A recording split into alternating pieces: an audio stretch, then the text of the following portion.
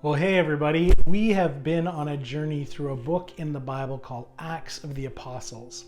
It basically tells many stories of the things Jesus' disciples did from the time he leaves them and goes back to heaven, and he says, you guys are going to be my witnesses in Jerusalem, in all of Judea and Samaria, and to the ends of the earth. So in other words, Jesus is telling them, you get to tell the whole world about this amazing stuff, the amazing things you experienced and discover about God and about me. So they do. They discover the ways for making decisions, realizing they need to value and trust God through all of those decisions. They're given God's Holy Spirit to live right inside of them so that they have the full power of God to share their experiences in a way that every person, no matter who they are, can hear and come to understand how much Jesus loves people and is a giver of life. They also showed us the power of healing, that waiting for God to do things at the right time is a beautiful thing. And last week, we were reminded again that we all have things to share with one another. We are a village caring for each other so that everyone's needs are met. This year, our youngest son, who's kind of a bit of an old man, decided he wasn't really interested in participating in trick-or-treating or picking a costume for Halloween. I said, what do you want to be? He's like, I don't know if I really want to do that. He's 9. That was until he found this at the thrift store. This is Black Panther, the superhero who comes from the fictional country of Wakanda in the Marvel comics and movies. And Wakanda is perceived as a country of poor, simple farmers. However, they have kept a secret. They have a wealth of precious metal called vibranium, which has enabled them to have significant technological advancements over the rest of the world. Some of you may know that the actor who played Black Panther in the movies, Chadwick Boseman, recently passed away from cancer at the age of 43. And we talked about getting this mask and that remembering the man who portrayed this awesome character is a nice thing, and that dressing up as a superhero is always cool. So now he's running around the house saying, Wakanda forever. And that actually caused me to recall a few awesome lines from this movie. Wakanda will no longer watch from the shadows. We cannot. We must not. We will work to be an example of how we as brothers and sisters on this earth should treat each other. Now more than ever, the illusions of division threaten our very existence. We all know the truth. More connects us than separates us. But in times of crisis, the wise build bridges, while the foolish build barriers. We must find a way to look after one another as if we were one single tribe. Amazing words, no? Building bridges rather than barriers. Hopefully the church sees this as a challenge. Our world continues to divide itself, and as God's people, we have the amazing opportunity to build bridges and look after one another as if everyone belongs. The answer to all of life's troubles, pain, and cruelty, I think, is Jesus. And because Jesus is life and the alternative is death, which brings us to this little interesting story in Acts chapter 5. Remember I mentioned last week that this guy nicknamed the Encourager, Barnabas, he sold a field and gave all the money to God's people to use. And I mentioned that right after that, there's a story of a husband and wife who try to make themselves look good and it ends badly for them. Well, this is that story. Initially, I didn't even want to talk about this story, mostly because it perplexed me. In the part of the Bible called the New Testament, the period of time where Jesus is born and dies and all the things that change after his resurrection, that's what all the New Testament is about. And before this time, people were fearful of the gods. And the God of Israel, the one that we call the God, was the scariest of them all. Not because God is scary, but because God is real. God is powerful. I think many people in Old Testament times assumed God operated the same as these other false gods that people worshipped. And so they would misunderstand the God of Israel and would live as if the God of Israel was a God of war. So God decides to come to earth as a baby, Jesus. God takes on this form of a human just like us so that we can know and understand what God is really about. Love. He's about peace, mercy, grace, goodness, gentleness, patience, joy, kindness. And there's this lone story in the New Testament where it seems like God is ruthless. It seems out of character for God.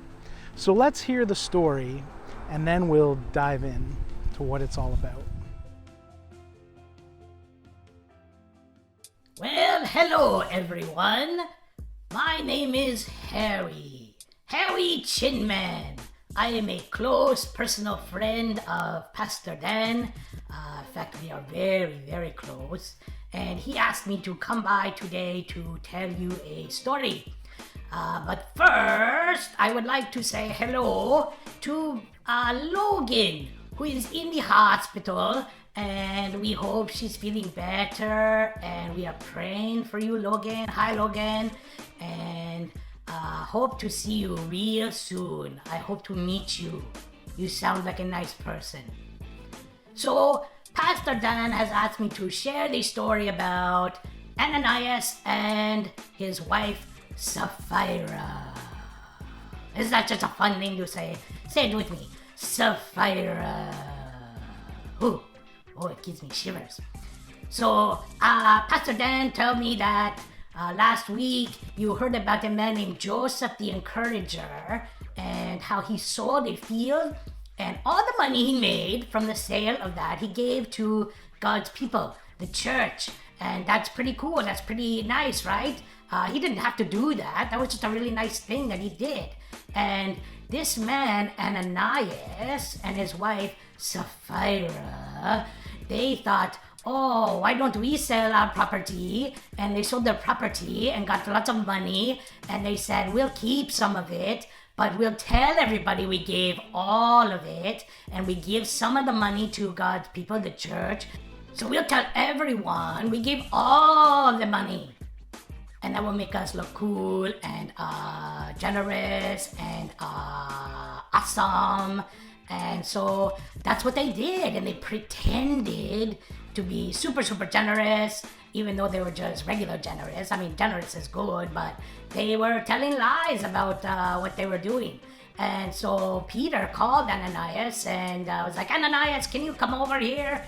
And Peter, the apostle, talks to Ananias and he says, did you give all the money that you made from the sale of your property to the God's church, to the people? And Ananias says, yes, I gave all the property money to the church, all of it. We sold it and gave all the proceeds. We didn't keep any for ourselves. Well, Peter knew because of the Holy Spirit. The Holy Spirit's strong and good and truthful. He showed Peter that Ananias was lying, that he was pretending. And so Peter said, why have you let Satan fill your heart with evil? You're not lying to me, you're lying to God. And then you know what happened? Ananias dropped dead. Yeah, he just dropped dead. I don't know what's going on here. That's crazy. And then the people pick him up and they take him outside and they bury him. And I guess they bury him in the, how do you say it, ground. They bury him in the ground. And then he calls his wife, Peter calls Ananias' wife, Sapphira. And he says, Sapphira, can you come here? I got to talk to you. And Sapphira comes over and she says, oh, hello, Peter. How are you? And Peter says, I'm good, Sapphira. How are you? And she says, oh, I'm not too bad, we sold the property. And he says, yeah, the property. Did you use all the money? from the property sale and give all of that money to the church? And she says, yes, Peter, we sold the property and gave all the money to God's people, the church. And he says, oh no, you're lying too. Why are you doing this? Why are you pretending? You're going to end up just like Ananias. And do you know what happened? She dropped dead. Yeah, they both dropped dead. What's going on here? This is the church? I don't understand. People giving money and then they dropped dead, but they were pretending. They were lying about what they gave, I guess, to make themselves look better. So we gotta figure this out. We gotta figure this story out. It doesn't make a lot of sense. I don't really get it. So hopefully Pastor Dan can help us figure this out. The Holy Spirit will show us the things we need to see and know. And I hope to see you guys maybe another week sometime. And let's figure this out, okay? See you. Well, thanks for that, Harry. So what's going on here? Ananias and Sapphira basically decide to pretend they are giving all the money they got from the sale of their property, even though they kept some of it. So let's be clear that nowhere in the life of the early church or in the Bible was it required that people give everything that they have. Remember, required generosity is not generosity. That's called legalism. But choosing generosity gives us joy. It's good to give. So this isn't some story about stealing from God or that you need to give more money or God is angry. So why did they lie? Well, I mean, it could be that they wanted to look a certain way to people, or Peter says that Satan had influenced Ananias. This must be some insight he's given from the Holy Spirit. So why does he drop dead? I mean, people lie. I've lied, but I didn't die. Now maybe you say, well, this guy lied about church stuff, and I almost guarantee you I've lied in church. I've lied about the church. I know that's not good, and I've had to tell God that I recognize that, and I'm thankful for God's forgiveness. I've had to tell others in God's church that I have pretended to be someone or something that I'm not. I've even lied to God. I've promised to do or say something and then didn't follow through because of what others might think of me, but I didn't die. I think I had always been taught, or at least got the understanding, that God killed these two people for lying. And maybe because I was taught when I was younger that God was wrathful and angry. I don't believe God is wrathful or angry, but I'm still left to make sense of this story. So I've had to spend the better part of 2 months wrestling directly with just this story, reading, praying, listening, and just want to share with you what I've discovered.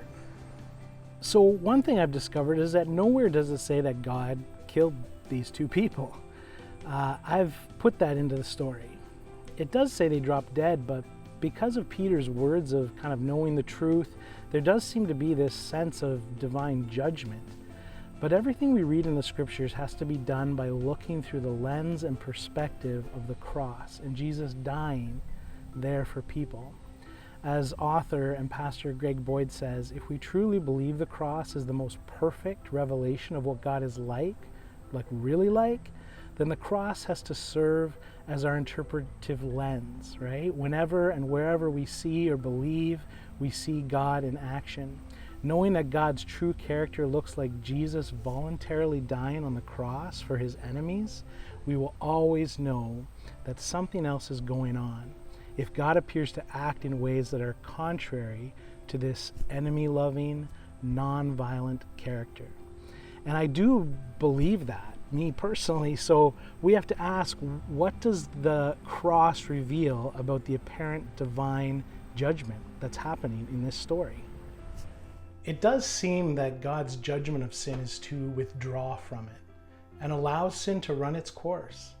Remember, God delivered Jesus over to suffer at the hands of wicked humans, as well as Satan and other fallen powers. And when Jesus became our sin, like it says in 2 Corinthians, God caused Jesus, who didn't know sin, to be the sin for us, for our sake, so that through him we could become the righteousness of God. In Galatians chapter 3, the Apostle Paul says that Jesus saved us from the curse of the law by becoming a curse for us. And God the Father withdrew his presence from him, which is why Jesus experienced a genuine God-forsakenness on the cross. Because sin is kind of cannibalistic in a sense. It just craves evil, badness, and death. It wants to steal, kill, and destroy, which is kind of what happens on the cross. Sin seeks to kill Jesus, so working through people, Satan kills Jesus on the cross, not realizing that they've set up their own demise. Jesus beats back sin and death and comes back to life. In sin's desire to destroy, it destroyed itself. The events of Jesus dying on the cross show us that the essence of God's wrath against sin is simply allowing evil to run its self-destructive course. That's like what it says in Romans chapter 1, that God gave the people over to their sinful desires, and really sin is just pushing God away, usually for selfish reasons. Proverbs chapter 8, verse 36, it says, "Those who fail to find me, God, injure themselves, and all who hate me love death." Because God is life, and the opposite of life is death. We know the wages of sin is death, and when God told Adam to stay away from that one fruit in the garden, he said, if you eat this, you will surely die. He didn't say, if you eat this, I will kill you. So if sin ultimately destroys itself, this is what I think happened in this story. God needed to do nothing other than withdraw his protection of Ananias and Sapphira.